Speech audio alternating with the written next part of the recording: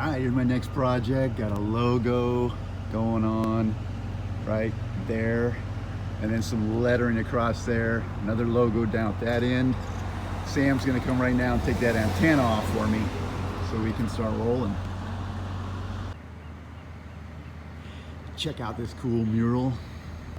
I'm also gonna put another logo right there on that panel. I did not do this logo. I did not do this mural. Just wanted you to check it out.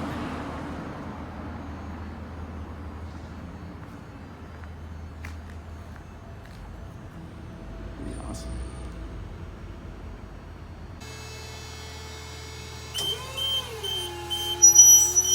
Up and away.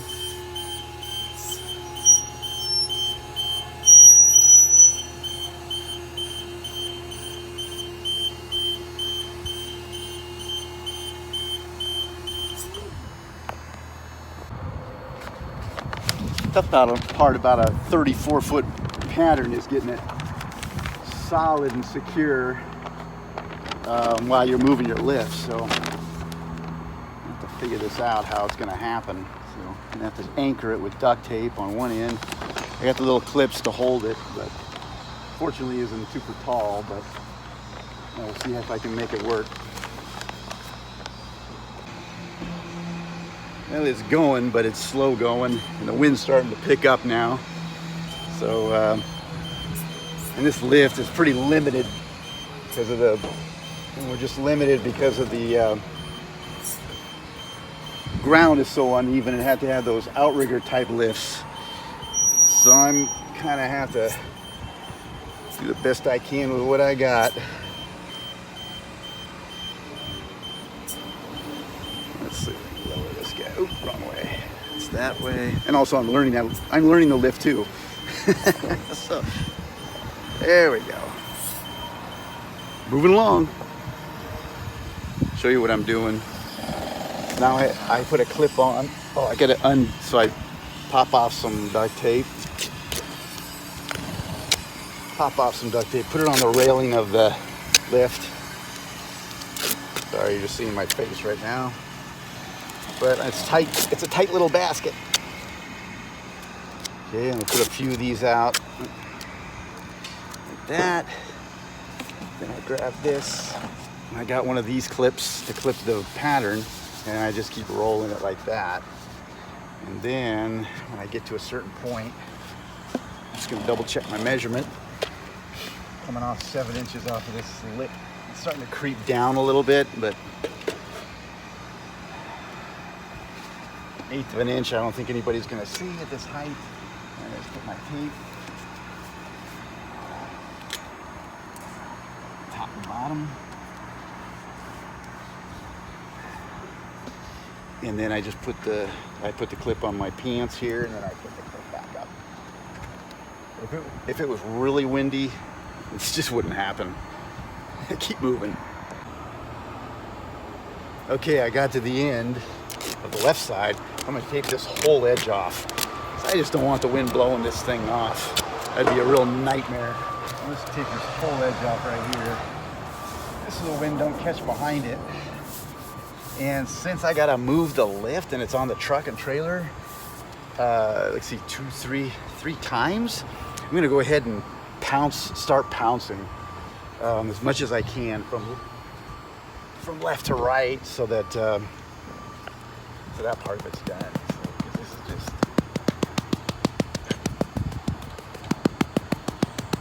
pounce it good, baby. It's very dark background, so I should be golden as far as an image. And I'm just gonna double check because I feel like double checking is pretty smart. This duct tape is just kind of on there. Oh yeah, we got a beautiful line. So we're golden. Go ahead and rock and roll. As you can see, the duct tape comes off pretty easily, so I think I'm gonna reinforce this corner. As long as it don't get whipping wind, we should be good. All right, gonna keep moving down. Pounce away. All right, let's see if I can peel the whole pattern off at once. 34-foot pattern.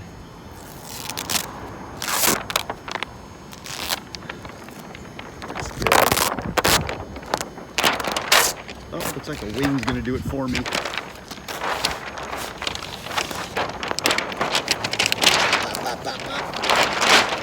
I can't get further enough. Pretty good. There it is. Bombs away. All right. Now it's time to paint these letters. I'm gonna prime them first, and I'm gonna use one of these little touch-up rollers. And then my angled fitch.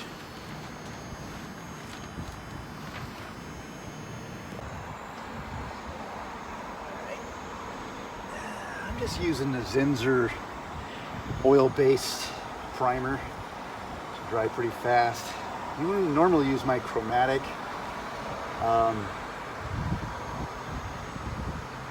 With the, what do you call it? The the wood metal primer by Chromatic. But I'm all of a sudden having a hard time getting it. They said because of the lack of raw materials. So this will work. Just need to be an oil-based primer. This stuff's drying fast. If this was in the sun, I'd be in trouble. But we'll just get the primer on there, and then I'm just going to go ahead and use a. I'm going to use a.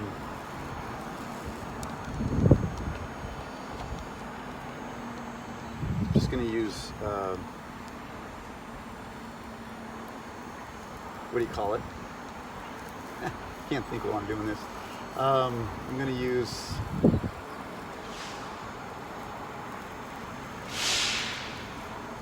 Rustoleum white gloss for the final coat. And we'll keep rolling. Yeah, let me do a little cut in. Could always clean it up even more with the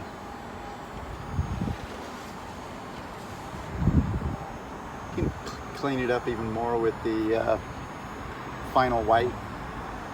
It always builds up more on the edge.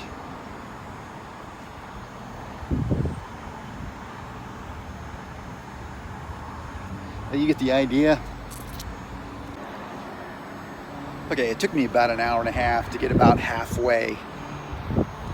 This is dry now. That stuff dries quick. So I brought up with me, went ahead and brought the Chromatic white instead of using Rustoleum white, because I'm not using as much paint as I thought I was. I also brought the touch-up paint for this wall color too at the same time, so I can get everything done at once and I don't have to come back up here with the lift, because that's what burns time. So anyway,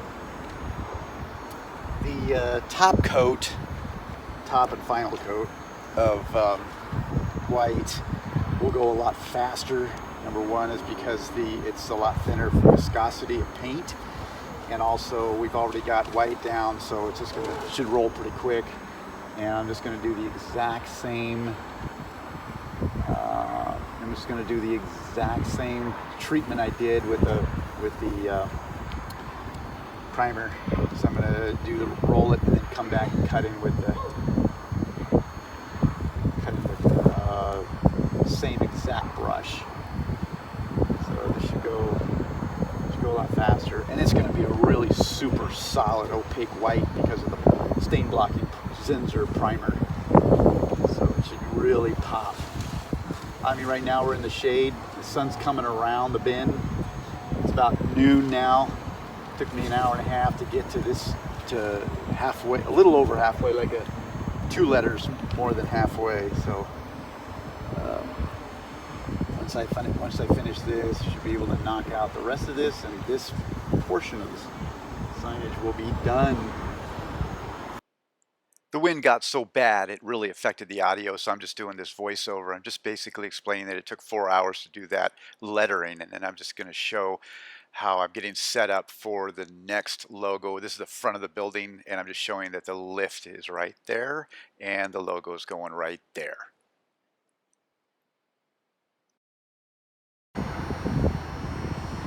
Well, that was actually a wrestling match trying to get this on there with the wind blowing. But I started from one end over there and secured it and worked my way down to the other end. So the wind's blowing towards me this way. So I think I got it. So now I can pounce it and prime it. So I went back to the shop and I cut this portion of the pattern out. That way I could easily line it up with what's here already. Put it right on the middle. Tape it up. And some people like to cut in their letters from the background, and I prefer just, it's faster for me to just paint them out like I was lettering. But everybody does it differently. And then this way I can line up my pattern, pounce it.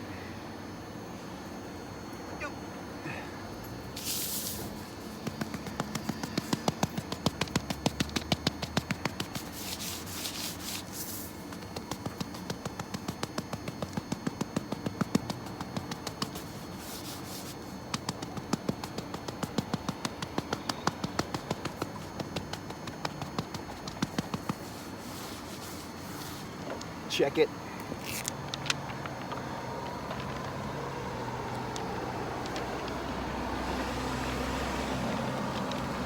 It's good. Cool. Blow off the excess.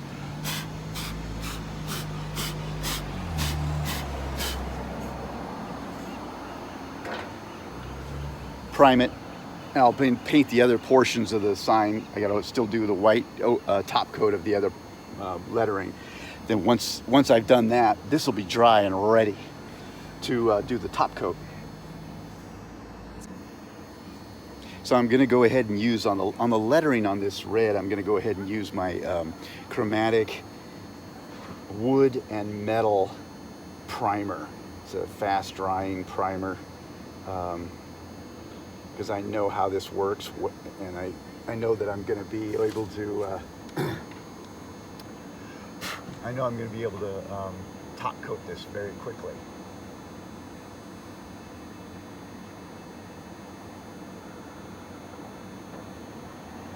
And it covers really well.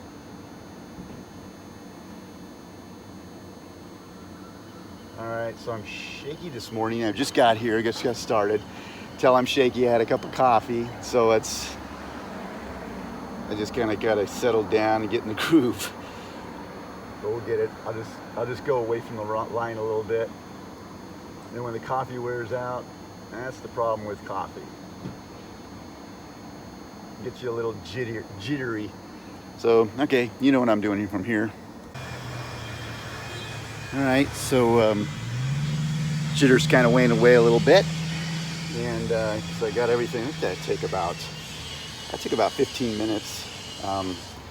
With a little conversation with the client to do those 4 words, wind, fire, and water. And then I tried to do a shortcut yesterday of putting one coat of blue, this reflex one-shot blue on the dark gray background, but it was a shortcut I regret. I should have primed it. It would have came out a lot more vibrant, and I wouldn't have had to do 2 coats. So now I got to do 2 coats, and because it came out a little, hey, there he is.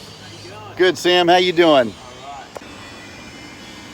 Anyway, we were scheduling there with the employee that's handling the lift. So I'm gonna take the weekend and play catch up on my sign shop stuff. So I got other projects besides this one, obviously. Anyway, so yeah, this'll help make it a little bit more vibrant. But the other 2 logos, because I have 2 more logos to do, I'm gonna do a primer background. It'll make this blue pop it'll make this blue pop a lot better. So, note to self, don't take shortcuts. Do it right. Just primer everything on a dark background. Even if you're, well, except for if you're doing black.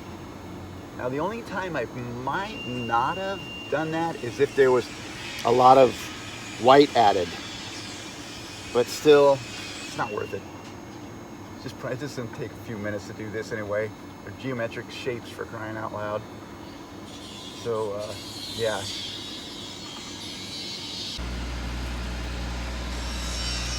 So as I'm wrapping up this wall logo, hopefully you can hear me okay. There's some guys grinding over there doing on some railing at a commercial building. So what's nice about top coat is you can go back. The bottom coat you can do pretty rough, but then the top coat you can cut in and make it real clean. They're dialing down. And one of the things I was just thinking about, this is kind of random, was, I don't think this would happen in my lifetime, but what if there was some kind of machine that they could pull up and just laser print a logo right onto a building, and it wouldn't matter. It can conform around anything, and it could do exact color matches. I don't know why I was thinking that, but I was just thinking that as something random. Like I said, it's probably something that would happen down in the future. And then I also brought along with me the touch-up paint for the background. So I'm also, as I progress, I touch up as I go. I try to limit my lift movement as much as possible, because that's a real time killer. And this lettering, that wind, fire, and water up there took about 20 minutes to do, and this is taking about half hour, almost 35 minutes. So you can see it's the little lettering actually that takes the longest, not the bigger blocked out stuff.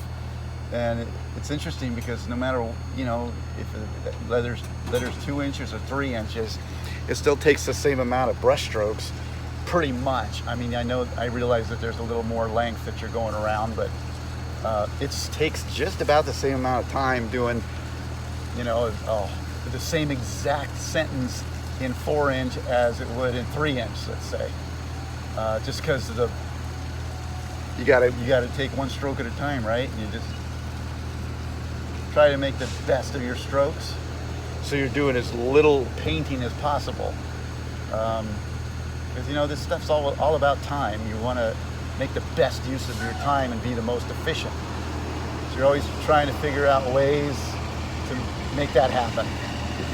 Whether it's paint viscosity or the type of brush, or how you manage the brush when you're moving, to make the best use of the brush time too. So there's a lot of variables in doing this kind of work, which makes it interesting. It's evolution. It takes a lifetime, and you still don't learn everything. You learn shortcuts from other people sometimes, or better ways to do things, and also new products are invented, new brushes. So we just gotta be open to learn and constantly adapt. 2 cents. Quick note, they notified me that the logo needed a white border around it, and also on the inside where the blue and the red is. And I wasn't aware of that, because when you receive a file, you receive it with a white background, so I didn't know it had the white outline borders. So I had to go bring the lift back and do those white lines. Okay, so that's the 17-foot one up there, and it's so windy I've got to hold the phone right up to my mouth so you guys can hear me. Anyway, so yeah, I finished that one today, and hypocrite alert, I decided to go ahead and I instead of blocking out the whole white diamond, I went ahead and cut it in with the red around the letters. The reason why is because setting up the lift was a challenge in this location. and I just wanted to get that one done. I didn't want to have to wait for it to dry. I don't want to come back later and do it. I wanted to get it all done at once. So yes, I did cut that in, and then I came back. So I did the red and the blue, and then I came back and I did all the white letters. You know, all the big DKI, and then all the sub copy below. And then I came back and I cut in all the white outline and wind, fire, and water later. You know, right over the primer. So that one's done, and I was able to also get this primed too. So what I did was, because the wind's so bad here, in order to do the patterns, I went ahead first thing in the morning and did this pattern first, and then I scooted the lift over here. You see it's kind of downhill, there's a lot in the way, and then I went ahead and started putting this pattern up. But it got really windy even by 10 a.m., 10:30 a.m. It was pretty windy, and so it was a real challenge to get the pattern up. Finally got it up, but that was real pain. So anyway, that one's done, and now all I have left to do, I'm gonna come back tomorrow and finish up this one, and I think I will go ahead and cut this into just because it will get done faster, and it's the only thing I have left to do. Thought you'd like to check this mural out while it's in the sun. It's pretty cool. It's on another building with the same company, just like about 2 blocks away from the one I'm working on, putting the logos on. Just wanted you to check this out. Got some pretty wild artwork. I guess the artists just chalk it on and go for it. Pretty wild, like all transparent. I think it has something to do with creation or something like that, from what I was told. These guys got some pretty amazing skills.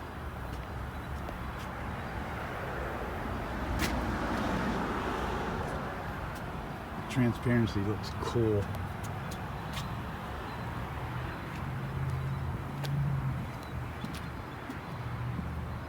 Not wild. Oh, there's a name right there. Okay, there you go. Chase Nichos.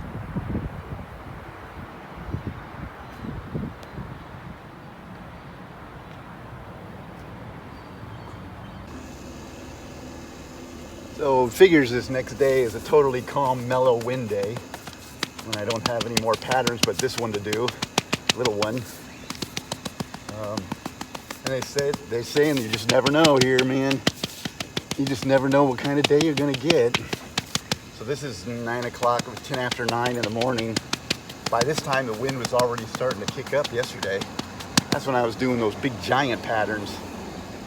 Oh well, you gotta do what you gotta do.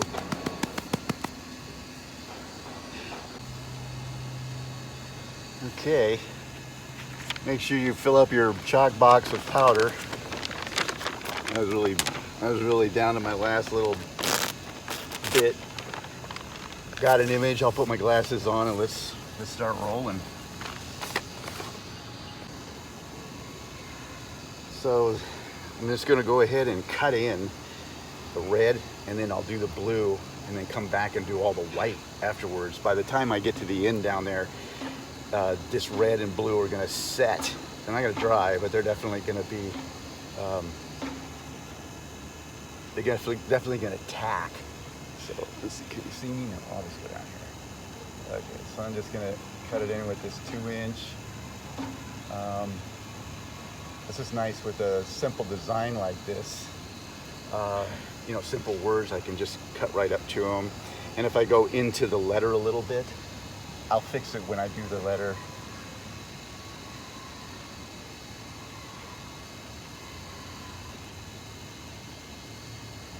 I like these little 2-inch, these little things right here. That works pretty good. And I don't even bother cleaning these, I just toss them. Takes too long to clean. Only a couple bucks. You don't think you can see me here, so I'm going to stay down here. Let me see where you can see me. Yeah, okay, I'll stay around this B. Yeah, it just cuts right in real nice. Look at that. Boom. Gets it done fast. So let's try the inside. This one's a little smaller than that 17-footer. So the letters are going to be a little smaller. Just got to get creative. Turn the brush. And like I said, I'll fix it wherever I need to.